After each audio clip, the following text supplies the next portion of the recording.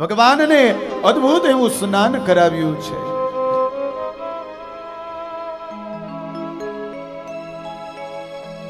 સુંદર એવા વસ્ત્ર ધારણ કરાવ્યા છે, સુંદર એવો લાલનનો શણગાર કર્યો છે.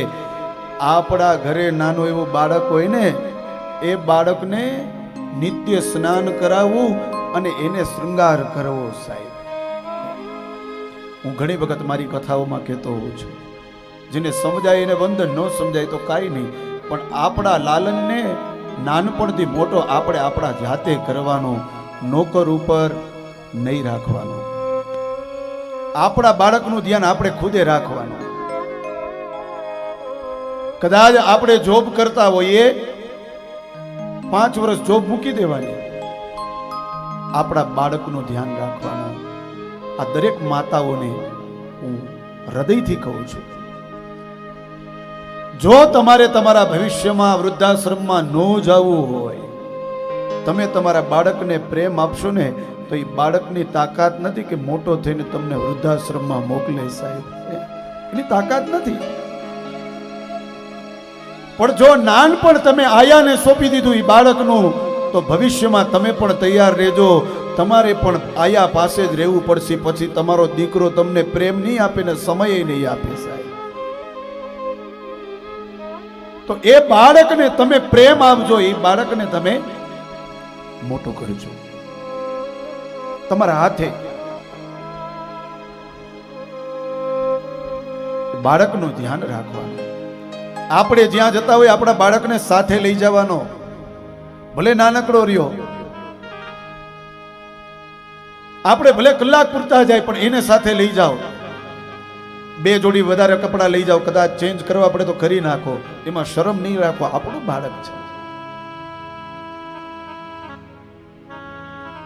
પણ અત્યારના બને છે એવું કે આપણે આપણા બાળકોને આયાના હવાલે કરી દઈએ છીએ. પછી આપણે એના પાસે આશા રાખીએ કે મોટો થઈને આપણને હાચવે. નો હાચવે. કારણ કે નાનપણથી જે પ્રેમ મળવો જોઈએ ને, એ બાળકને એ પ્રેમ મળતો નથી. આ કથા તમે સાંભળો ને તો તમને ખબર પડે. યશોદા બધુંય કામ મૂકી દે જ્યારે લાલન જાગે ને, એટલે જ્યાં સુધી સુવે નહીં ત્યાં સુધી આ લાલનની પાસે રહીએ. બાળક છે એ રોવાનું છે તો માની ફરજ છે એને શાંત કરે. એ બાળક છે એ ભોજન નથી કરવાનું, માની ફરજ છે એને ગમે તેમ કરીને એને ભોજન કરાવવું. પછી તમે એનાથી થાકી રહ્યો કે જો ખાતો જ નથી, રોય જ રાખે છે, શાંત થતો જ નથી. કેમ શાંત ન થાય? માં પ્રેમ આપે તો શાંત ન થાય? જરૂર થાય. એ માની ફરજ છે. બાળકનું સિંચન કરવું, બાળકને સંસ્કાર આપવા, એ માની ફરજ છે. અને અત્યારે આપણી બધી ફરજો આપણે ચૂકવવા લાગ્યા છે ને, એટલે રાત્રે 2 વાગે આપણી દીકરીઓ આપણા ઘરમાં આવે છે, 3 વાગે રાત્રે. આપણે આપણી બધી ફરજ ચૂકવવા માંડ્યા છે. એટલા માટે ફરજ બધી મૂકી દીધી છે. આપણને આપણી રીતે ફરવું હોય છે.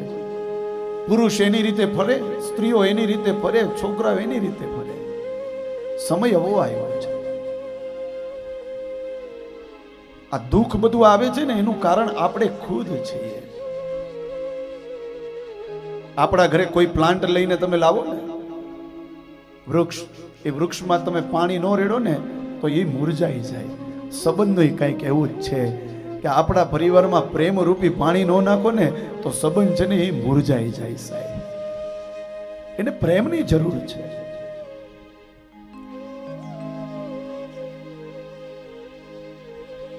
તો આજે લાલનને પોતાના હાથે સ્નાન કરાવે છે, પોતાના હાથે વસ્ત્ર પહેરાવે, સરસ મજાનો શૃંગાર કરે છે.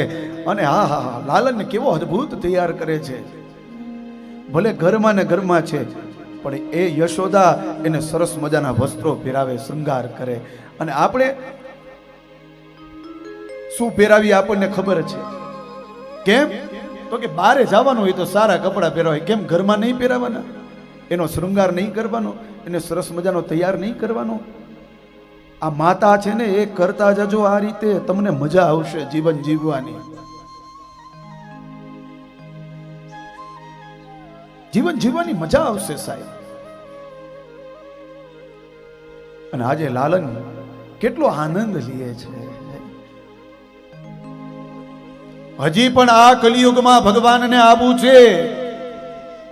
કાન ખોલીને બધા સાંભળજો, ભગવાનને આ કલિયુગમાં આવવું છે.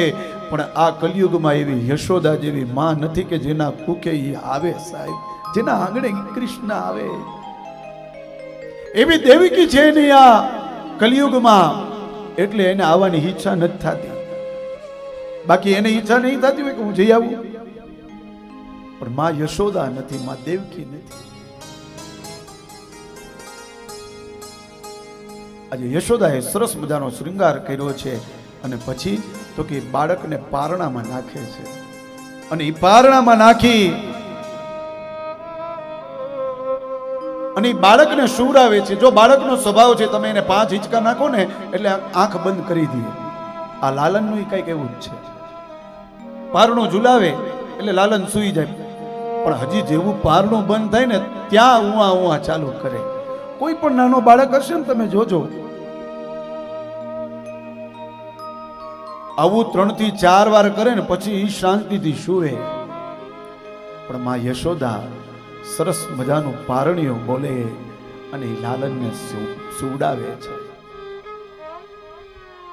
માની ફરજ છે એ બાળકને સુવડાવવું. કેવી રીતે સૂવે એ આપણી ફરજ છે. એ આપણે યુટ્યુબ ચાલુ કરીને રાખી દે છે એમ નો હાલે. એના માટે આપણે 2-4 પારણિયા શીખવા પડે. અને એ નાનપણથી તમે સંભળાવો એને, એ બાળકને એ કર્ણરંધ્રમાં એ પારણિયા જશે. અને આપણે યુટ્યુબમાં ફિલ્મના ગીત ચાલુ કરી દઈ કે એ સાંભળીને સૂઈ જાય, એટલે મોટો થાય ને ત્યારે એ જ એને પ્રેક્ટિસ પડી જાય.